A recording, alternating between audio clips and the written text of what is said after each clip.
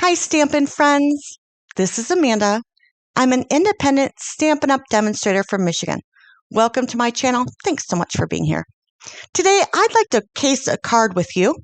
As you know, I make 5x7 cards, so this is a little bit different. When I case the catalog, I have to do a little, I have to do some moving and shaking, I guess. And so I really like this card from the Enjoy the Moment, and I wanted to make this particular card, but I'm going to make it larger in a 5x7. So I thought I'd show you how I do that. Now, I would like to do this more than once. I'm going to try to do this once a week just to show you guys, how you can upscale a card. This one is very, very easy. I'm going to start out with a piece of basic white, and I'm going to cut that down to 5x7. Later on, I'll cut this down a little bit thinner, but right now I'm just going to cut it at a 5x7 so that I can work with it and have a little bit of extra room to play with. Next, I'm going to take a piece of copy paper and tear it not straight, but kind of wavy so that I have a good pattern to use for my ink blending. I decided to use this pattern, and I'm going to use a brand new product. This is called Pixie Spray, and you shake it up, and then you unfortunately do some circles. I'm not circles. I'm sorry. You make a swishing motion, from side to side. I didn't. I just did it like this, let it dry. It worked perfectly. But it actually makes the whatever that you're spraying and letting dry, it makes it like Post-it tape. So Post-it note. So really, really, really not tacky, but perfectly tacky enough. So I know that this cardstock does Misty Moonlight, but I'm not a Misty Moonlight fan. And I really just like Night of Navy better. Even though I have Misty Moonlight, that's not what I grabbed when I saw this card. I grabbed Crumb Cake and Night of Navy. Now, I also did grab some soft suede just to see if I needed it. I put a tiny bit on here, but I just inked on and swirled on a little tiny bit in certain areas, leaving some room for my Night of Navy. Now, if you did the Misty Moonlight, yours would be a little bit lighter than mine. No big deal. If you have Misty Moonlight, feel free to do that. Very easy. But again, this is a 5x7 panel. And I can tell you that when I ripped my copy paper at the edge there where I just picked it up and looked, I had ripped it so it was really thin in that little area, and it didn't hold up very well. So I have a slight little boo-boo, but nothing that you can't really get over. So I decided to keep it like this, very easy. So I'm just going to go back over the areas and kind of blend a little bit more. I normally go back once or twice, pick up my Night of Navy again, see I'm just blending it around, and that's where my boo-boo is at. You can see it in the card, but you know what? It's handmade, and so if it would be perfect, you'd think someone, a machine made it, and I'm definitely not a machine. I love when I pulled it back. I thought it looked amazing. Now I'm going to take lots of different stamps from this set, and I'm just going to stamp randomly. I have to let you know that random stamping for me is very hard. I just don't random stamp very well. It's a skill, I think, and I know that's silly, but it's definitely harder than it looks for me. I should have done threes because 3 is pleasing to the eye, 3 sets. Instead, I just did 2, and I'm kind of regretting it when I get to the end. But this is my very favorite stamp. I love this. I've never seen them out in the wild. I've only seen them in flower arrangements, but they are so fun. And then this little pea pod, it's not really a pea pod, but you know what I mean. These are great, wonderful, nature-esque things, and this could be perfect for a masculine card. I would do different colors if I wanted to do a feminine card, but this is great. Very organic looking, very masculine. I leave the little 3 beans part to last, and then I fill in. Now, I wish I would have used one last stamp. I only used, there's 1, 2, 3, 4. There's 4 I'm sorry, there's 5 stamps that I could have used a background, and I only used 4. So, no big deal. You know what? Live and learn. I could have used a little other thing, but I chose not to. This is a little bit different the um, than the one in the catalog because they only use 2 different stamps in this. So, but I really like that one that I first started out with, so I had to use it, and I didn't want to do too many of these. Then I just pull it back, and this stays sticky. I was shocked, and actually, it didn't hit the garbage. It hit the side of my counter. Well, not really. I didn't put it away, but I didn't throw it away. But it stuck to something else. I was like, oh my goodness, after 2 days, it was sticky. So I finally threw it away, and I thought, oh, I'm definitely going to use this pixie spray again.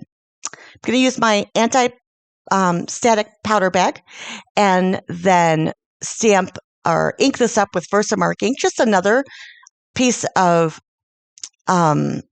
basic white. And every time I put something was on my static bag because every time I wiped it, I'm like, there's more blue on this. So I must have got a little bit of blue on there somehow.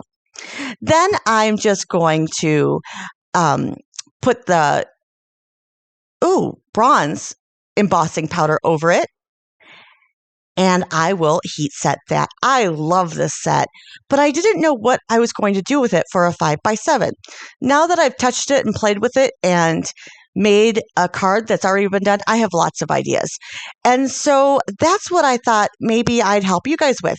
If you got a stamp set that you really love, and especially you love a card that was in the catalog, but you don't know where else to go with it, start with making the card in the catalog. Just case it, enjoy it, maybe add your own little personal touch to it if you want to. But yeah, start there, and then I think that you'll get some more ideas as you play with it. Because, once you start touching things and moving things around and going, oh, you could do this, do that, it just, what can I say? Brings the creativity, at least to me. Now, I actually did fussy cut this. I am getting a brother scan and cut. I have been fussy cutting way too much. And so that's my next purchase. It is going to be this month or August when I get back. All right, now I'm going to use the same paper because I really like it, Pattern Party. I did not realize that the other side of this was this awesome black and white paper.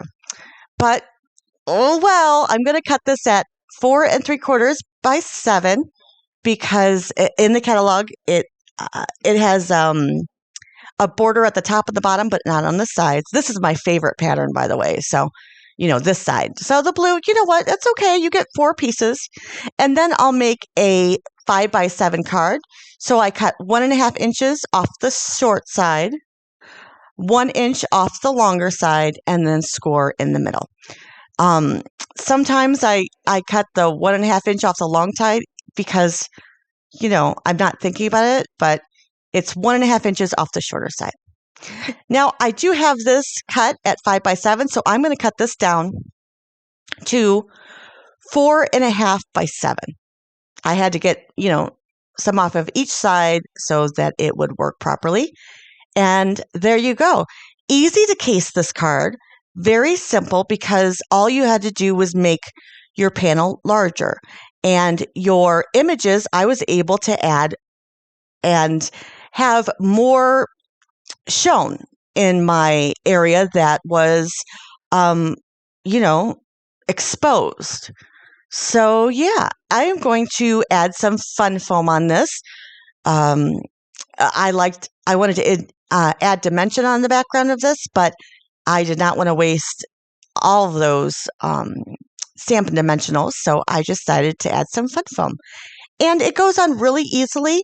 I sometimes put glue on my fun foam thinking that it would soak up glue and, add tons more glue, but really it doesn't. It's easy. All right. Add my little piece here that I embossed in bronze.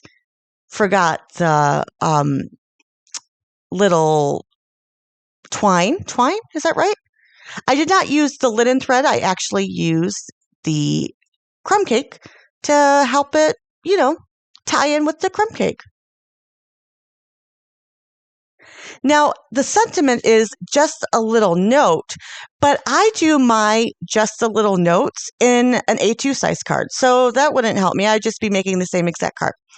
I also do my thank you cards in A2 size. The only thing that, well, all the rest I make in A7 cards. So I'm going to stamp this in, of course, Night of Navy. And it just says happy birthday, a nice masculine happy birthday. And if you know me, that means I'm going to make about 14 of these to find one that is perfect. And normally the first one is better than all of them, but that's okay. I did 3 of them this time just to make it just right for me. And then I'll stick that on. Now, that little bow, I did not use a glue dot. I do end up popping this up as well. I didn't use a glue dot. And if you guys have glue dots, use them for your bows for the middle, because it just doesn't stay as nicely without that glue dot. And I'm telling you, my glue dots were behind me on the other side of the table, and I just thought, I'll do this with some glue. It really just doesn't work as well. All right. If you guys enjoyed this video, I'd ask that you subscribe and give it a thumbs up. I'd also love if you chit-chat in the comment section with me. If you have a card that you wanted to case but didn't know how to make it into 5x7, let me know, because I'd like to do this once a month and help you guys out. This is Enjoy the Moment, and this is one of a really nice set for a masculine. You guys have a great day. Thanks. I'll see you next time.